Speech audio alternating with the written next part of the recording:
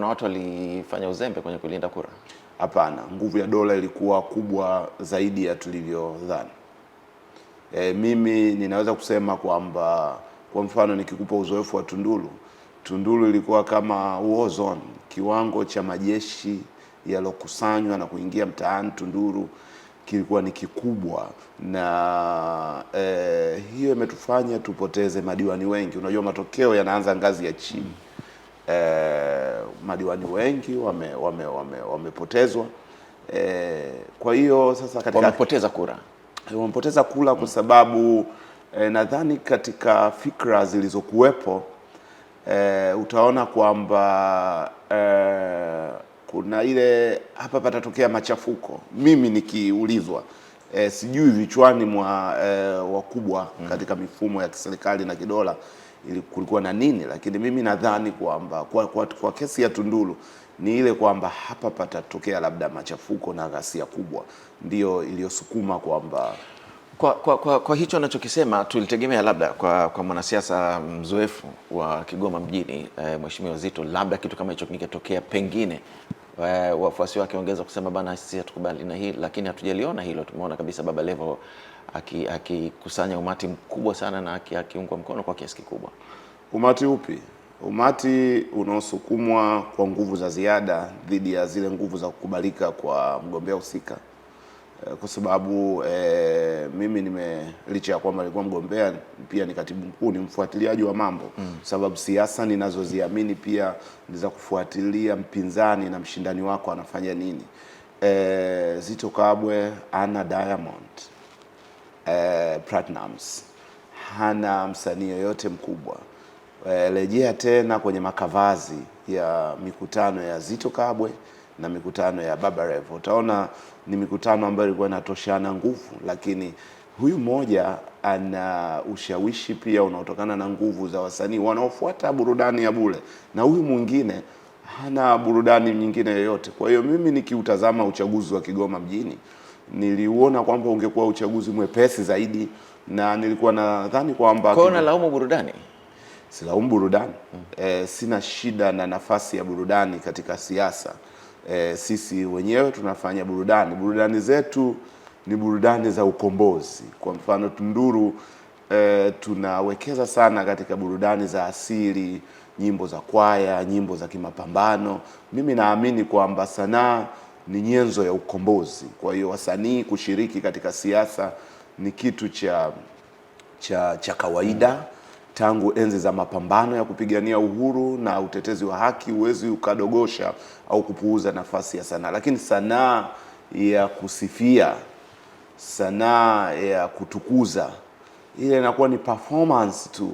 Watu wanakwenda kwa sababu msanii fulani ni mkubwa, wanamfuata. Kwa sio lazima wote ni watakwenda kupiga kura. Kwa mfano mimi ninaamini kwamba wako mashabiki wa Diamond Platnumz ambao wako ndani ya chama chetu, na hiyo sio dhambi. Pengine angekuja Diamond akafanya show pale ya kulipia, wangeshindwa kulipia, lakini kwa sababu imekuwa ni show ya bure, watakwenda kutazama show. Wale wote sio watu watamuunga mkono Baba Levo. Kama wanakwenda kutazama show, inakuwaje hawampigii kura Mheshimiwa Zitto?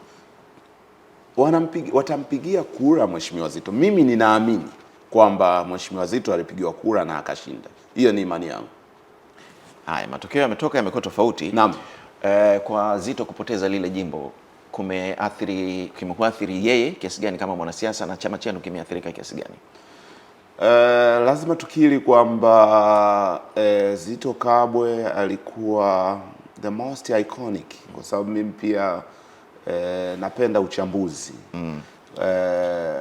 Viongozi hawapangwi nani ni nani, lakini lazima tukubali kwamba Zitto alikuwa turufu ya kisiasa katika chama chetu, na bado ni turufu ya kisiasa katika chama cha ACT Wazalendo. Kwa hiyo athari inayopatikana ni kwamba bunge linakuwa limepoteza mchango muhimu sana ambao ingeweza kupata kwa mtu kama Zitto Kabwe. Katika miaka 15 ya huduma yake katika Bunge la Jamhuri ya Muungano wa Tanzania, imekuwa na matokeo makubwa sana. katika wajibu wake kama wakati fulani kama mwenyekiti wa kamati ya hesabu za serikali na wajibu wake kama mbunge kwa ujumla wake. Unapopoteza nafasi ya mtu kama huyo ina hasara kubwa kwa taifa, ina hasara kwa chama pia, lakini sidhani kama ina hasara kwa Zitto Kabwe mwenyewe. Zitto ninayemfahamu mimi, nimemfahamu Zitto kabla sijaja ACT Wazalendo. Nimejiunga na ACT Wazalendo mwaka mmoja baada ya kuanzishwa kwake, lakini nimemfahamu Zitto kabla, na Zitto amekuwa mtu wangu wa karibu kabla, tukiunganishwa sana na masuala ya usomaji wa vitabu na kadhalika. Namfahamu Zitto kama mwanasiasa hodari wa kunyumbulika. Kwa hiyo ninafahamu kwamba atatafuta njia nyingine ya kuendeleza mapambano nje ya bunge. Kwa hiyo naamini kwamba kwake yeye binafsi hatoathirika, kwa sababu alikupa baraka zake za kuingia bungeni. Zitto ameunga mkono kuingia kwangu bungeni, na si tu kwamba ameunga mkono, lakini pia amenipa na madini. Kwa hiyo watu watarajie pia baadhi ya radha ambayo wangeweza kuipata kwa ndugu Zitto itapatikana kwangu na wenzangu ndani ya bunge. Moja kitu ambacho kinaonekana katika ACT Wazalendo kwa Zanzibar inafanya kazi na Chama cha Mapinduzi katika serikali ya umoja wa kitaifa. Kwa hiyo kubara mnaonekana na nyinyi ni kama wanasema CCMB. Kwanza nakubali kwamba kuna hali ya kukosa uelewa kwa sehemu kubwa miongoni mwa wanasiasa wengi sisi wa bara juu ya nini kinaendelea Zanzibar. Baadhi ya watu wanadhani serikali ya umoja wa kitaifa ni jambo la hisani au mashirikiano tu ya kukaa mezani baina ya CCM na ACT Wazalendo. Huu ni umbumbumbu wa historia ya Zanzibar. Serikali ya umoja wa kitaifa ni zao la mapambano, ni zao la damu, ni zao la harakati ya Wazanzibari ambayo inatokana na gharama kubwa. Baadaye Rais Karume, Aman Karume na Maalim Seif Sharif Hamad wakasema ni lazima habari hii ifike mwisho. Itafikaje iwapo ushindi wa Zanzibar unaonekana ni takriban wa nusu kwa nusu?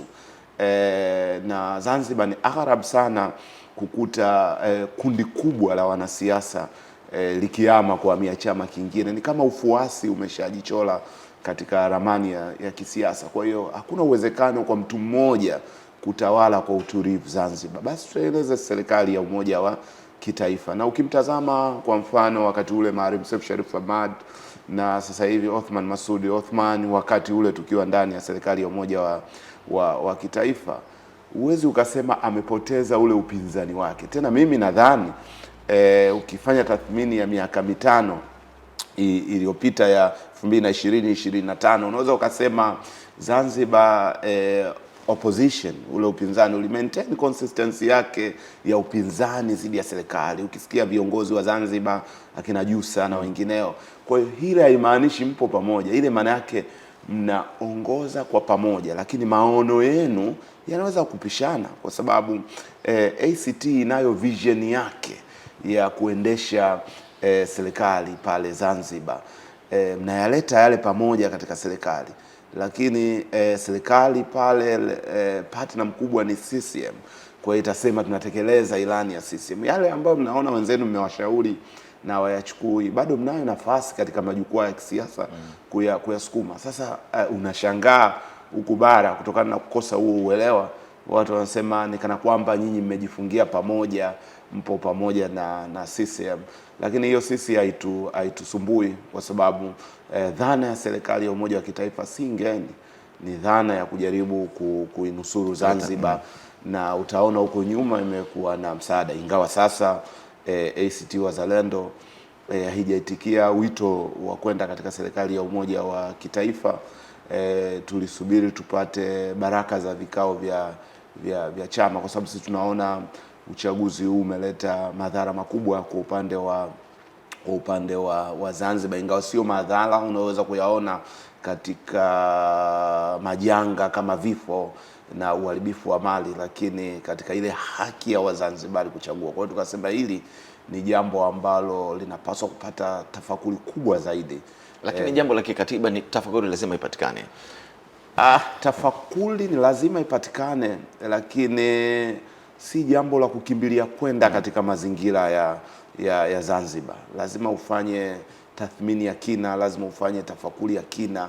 Unakwenda katika serikali ya umoja wa kitaifa, umoja upi? Lazima utafakari kuna umoja upi ambao upo.